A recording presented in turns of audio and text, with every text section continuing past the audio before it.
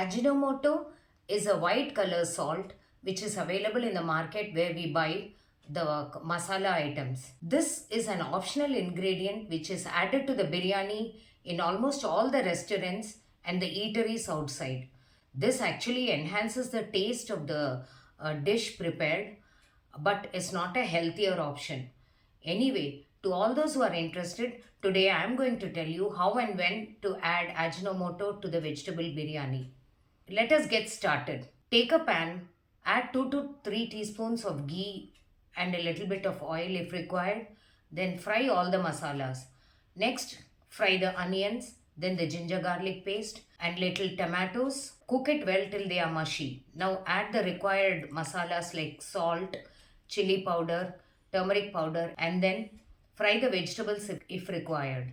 Now at this stage, add the Ajinomoto salt to the mixture when it is little thick itself and then fry.